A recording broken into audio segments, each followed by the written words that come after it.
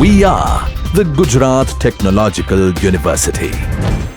Since its inception over a decade ago, GTU has been empowering young and curating minds to realize their true potential. Over 4 lakh inspired students are enrolled with one of the premier academic universities in India. With more than 450 affiliated colleges in its fold operating across 5 zones of the state, GTU, the International Innovative University, your place to move forward.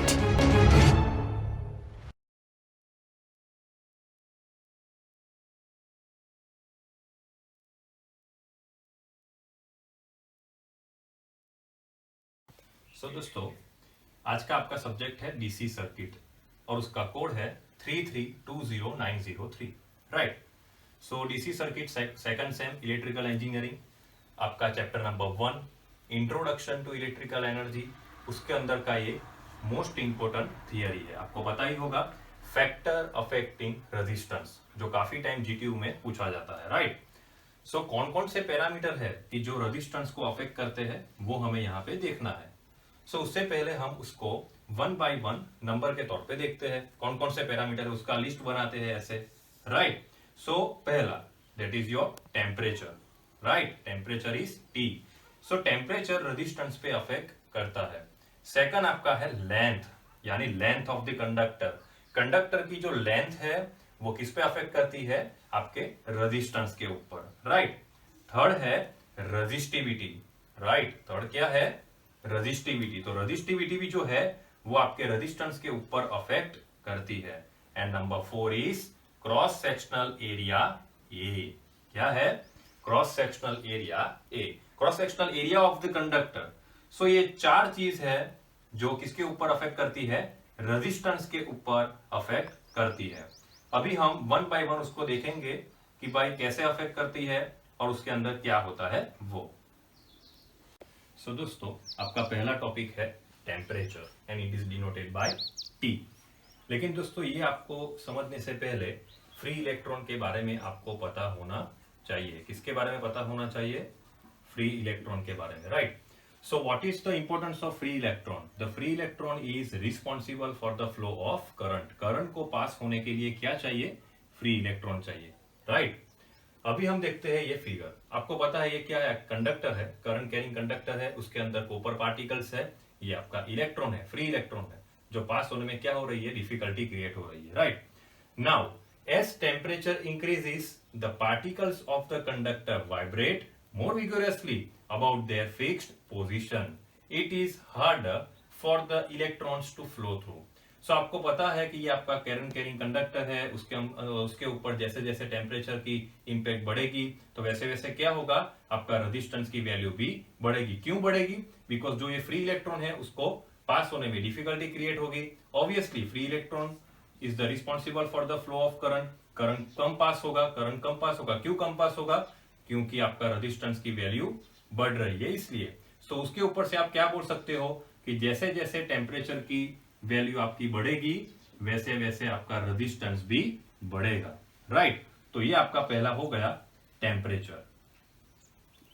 Second आपका है length of the conductor, L, right, it is denoted by L। सो ये आप figure के अंदर देख सकते हो, एक जो है उसके अंदर आपका जो लेंथ ऑफ द कंडक्टर है कैसा है, छोटा है, उसकी लेंथ कैसी है, छोटी है। और दूसरा जो है जिसके अंदर आप देख सकते हो उसकी लेंथ कैसी है, बड़ी है, as compare to first one, right. So इसके अंदर आपका लेंथ कैसा है, छोटा है, तो उसके अंदर आपका रेजिस्टेंस भी कैसा होगा, छोटा होगा, रेजिस्टेंस भी कैसा होगा, छोटा होगा। यानी आपका लेंथ ऑफ द कंडक्टर, आपकी कंडक्टर की लेंथ जितनी कम होगी उतना आपका रेजिस्टेंस की वैल्यू भी कम होगी। और जैसे जैसे आपका कंडक्टर की लेंथ बढ़ेगी वैसे वैसे उसके अंदर का रेजिस्टेंस भी बढ़ेगा। ये सिंपल लॉजिक है। तो ये आपका दूसरा टॉपिक हो गया length of the conductor. Third is resistivity. So जैसे जैसे आपकी रेजिस्टिविटी बढ़ेगी आपकी रेजिस्टेंस की वैल्यू भी बढ़ेगी। कैसे, वो हम देखते हैं, right. Depends on the material, right. So resistivity, it is directly related with resistance, right। Resistivity is unique to the material. मैंने आपको अभी बोला कौन सा मटेरियल है, that is the most important thing, right. So copper की resistivity कितनी है, 1.68 into 10⁻⁻8 ohm metre. And second that is nichrome की रेजिस्टिविटी कितनी है, 1.1 into 10⁻6 ohm metre, right. So अभी आप उसके ऊपर से ही देख सकते हो, क्या देख सकते हो कि कॉपर विथ हायर रेजिस्टिविटी, इन दोनों मटेरियल में किसकी रेजिस्टिविटी ज्यादा है, तो कि कॉपर की रेजिस्टिविटी ज्यादा है, राइट। सो कॉपर की रेजिस्टिविटी ज्यादा है तो उसका रेजिस्टेंस भी कैसा होगा, ज्यादा होगा। जबकि निक्रोम की रेजिस्टिविटी कम है as compare with copper, right. तो निक्रोम की रेजिस्टिविटी कम है तो उसका रेजिस्टेंस भी कैसा होगा, कम होगा। जबकि कॉपर की रेजिस्टिविटी ज्यादा है तो उसके अंदर का रेजिस्टेंस भी ज्यादा होगा। तो ये आपका थर्ड जो टॉपिक है रेजिस्टिविटी, तो जो जिस मटेरियल के यानी आपका जो कंडक्टर है उस कंडक्टर का कौन सा मटेरियल है उसके ऊपर क्या डिपेंड करती है, उसकी रेजिस्टिविटी। और जबकि उसकी रेजिस्टिविटी ज्यादा होगी तो आपका रेजिस्टेंस भी बढ़ेगा, उसकी रेजिस्टिविटी कम होगी तो आपका रेजिस्टेंस भी कम होगा, राइट। तो ये आपका तीसरा टॉपिक हो गया रेजिस्टिविटी। फोर्थ टॉपिक है क्रॉस सेक्शनल एरिया। सो दोस्तों इसके अंदर मैंने एक आपको एजम्पशन दिया हुआ है कि आप ऐसा मान लो कि आपको एक रोड के ऊपर आप जा रहे हो, उस रोड के ऊपर लेंस ज्यादा है, राइट। तो ट्रैफिक जाम होगा उस जगह पे, नहीं होगा, कम ट्रैफिक जाम होगा, राइट। तो यही चीज मैंने आपको यहाँ पे समझाने की कोशिश की है, right. You can imagine which bigger area the more lanes there are on the road. So traffic jam होगा उस जगह पे, नहीं होगा, कम ट्रैफिक जाम होगा, राइट। और एक दूसरी जगह ऐसी है कि वहां पे लेंस कम है तो उस जगह पे ट्रैफिक जाम ज्यादा होगा, राइट। सो एरिया का फॉर्मूला क्या है, A is equal to pi r square is equal to pi small d divide by 2 whole square, right.